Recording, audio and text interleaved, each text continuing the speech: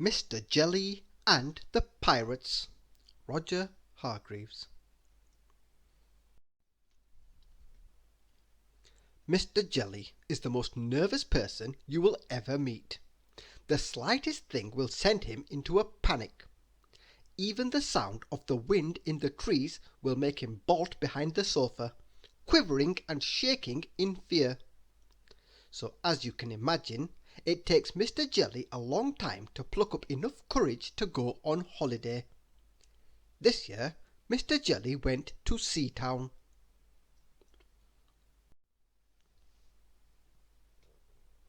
Mr. Jelly longed to join everyone playing in the sea, but he was too frightened. "Why don't you go for a swim?" suggested Mr. Lazy. I'm too scared," admitted Mr. Jelly.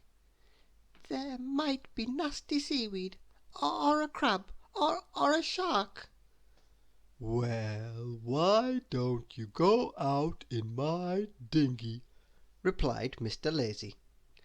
I might drift out to sea and never be found again," said Mr. Jelly, trembling at the thought. "No, you won't," said Mr. Lazy. "Not if I hold on to the rope." Mr. Jelly thought this over and decided to risk it.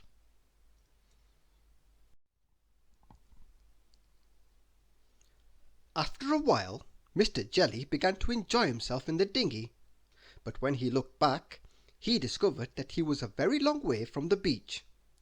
Mr. Lazy had fallen asleep, and the rope had slipped through his fingers.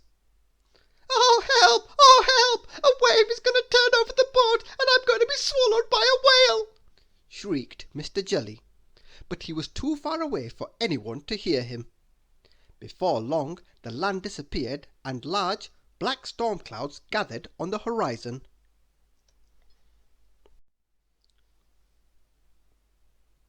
Thunder boomed and lightning crackled. The sea rose up in a great roaring mass that tossed the little dinghy from wave to wave. Mr. Jelly cowered in the bottom of the boat. "Oh, help! Oh, help!" he shrieked. "I'm going to be struck by lightning and burnt to a crisp and tipped out of the boat and drowned." And then he fainted.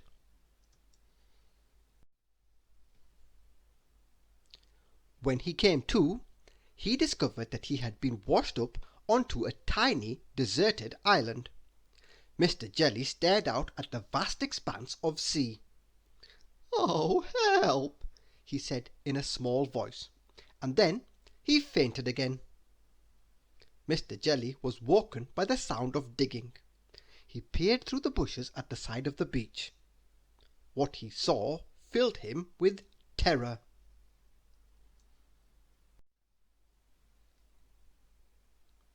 Three swashbuckling, ruthless-looking pirates were digging up a treasure chest.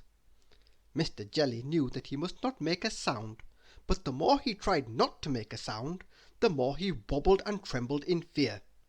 And the more he wobbled and trembled, the more the bushes shook and rustled. So, in a very short time, Mr. Jelly was found and set, quivering, on the sand in front of the pirates.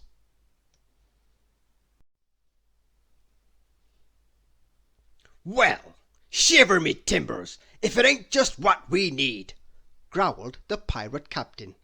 "A cabin boy!" The three pirates and their new cabin boy rowed out to their ship, anchored in the bay. Mr. Jelly shook and trembled and quivered in terror. The pirates, who prided themselves on their bravery, chuckled and laughed. They had never met anyone as nervous as Mr. Jelly. And over the following week they came to realize just how nervous Mr. Jelly really was.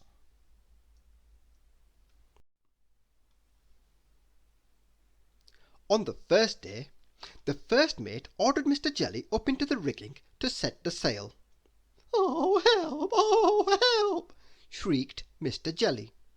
"It's it's so high up, and I'm going to have to climb and climb, and then I'll be even higher up, and I'll get dizzy, and I'll fall down into the sea, and I'll be eaten by a shark." And then he fainted. Luckily, he had only climbed 2 rungs, and the first mate caught him easily. "I'd never thought of that," murmured the first mate to himself.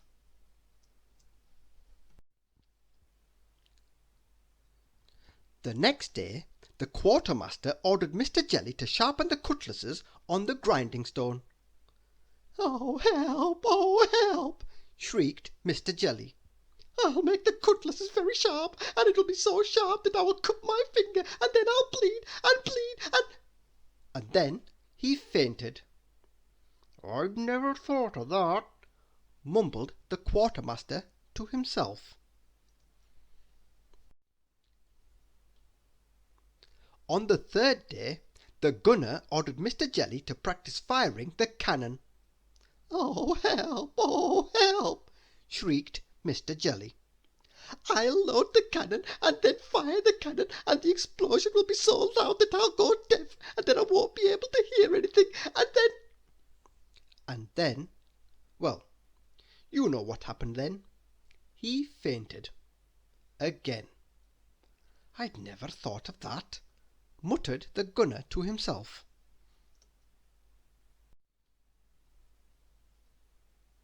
And so it continued all week. Mr. Jelly even fainted when the cook ordered him to light the stove in the galley because he was afraid he would set the ship on fire.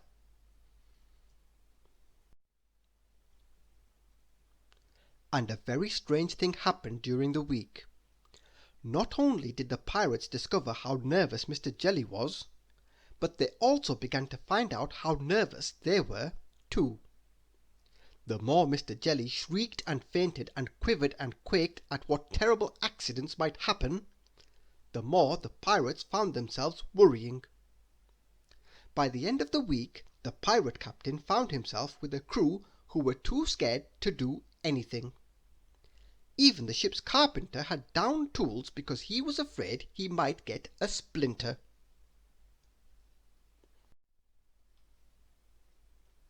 "This is hopeless," roared the captain.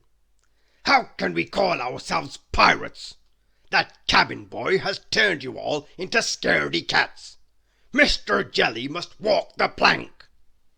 So Mr. Jelly was pushed out onto the plank. "Oh, help! Oh, help!" shrieked Mr. Jelly. "Don't make me walk the plank. I'll fall into the sea, and then I'll have to swim for hours and hours, and then I'll get weaker and weaker, and then I'll drown." "That's horrible," said the first mate. "Yeah, really nasty." Agreed the quartermaster. "You can't do that," said the gunner. And the rest of the crew agreed. "That's it," cried the captain. "I give up. Do what you want."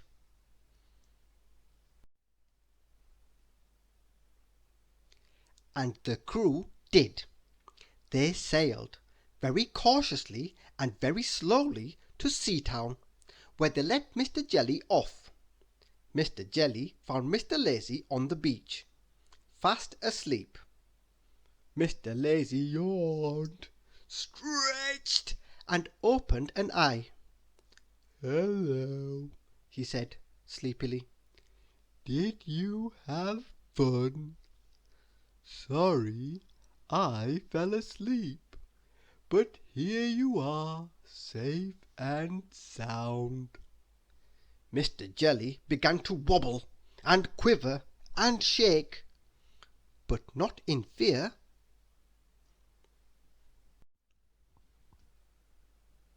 Mr. Jelly was very, very, very angry. Thank you for listening.